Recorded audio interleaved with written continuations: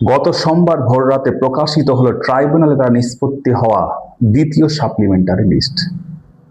এই দ্বিতীয় সাপ্লিমেন্টারি লিস্টে চূড়ান্ত ভোটার তালিকায় নাম অন্তর্ভুক্তকরণ করা হয়েছে শুধুমাত্র 1468 জনের নাম এবং ডিলিট করে বা বাতিল করে দেওয়া হয়েছে 6 জনের নাম। ট্রাইব্যুনাল দ্বারা নিষ্পত্তি হওয়া প্রথম দফার সাপ্লিমেন্টারি লিস্ট যখন প্রকাশিত হয়েছিল তখন দেখতে পাওয়া গেছিল মাত্র 136 জনের নাম চূড়ান্ত তালিকা অন্তর্ভুক্তকরণ করা হয়েছিল এবং 2 জনের নাম বাতিল করে দেওয়া হয়েছিল।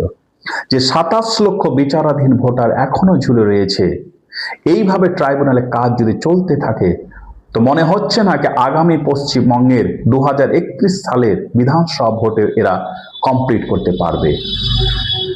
দেশের সর্বোচ্চ আদালতের কাছে আমাদের অনুরোধ কি ট্রাইব্যুনালের ধীর নীতিকে বাতিল করে এই ট্রাইব্যুনালে কাজে যেন অগ্রগতি আসে, তার জন্য যা পন্থা অবলম্বন করা উচিত দেশের সর্বোচ্চ আদালতকে সেই আদেশ দেওয়া উচিত।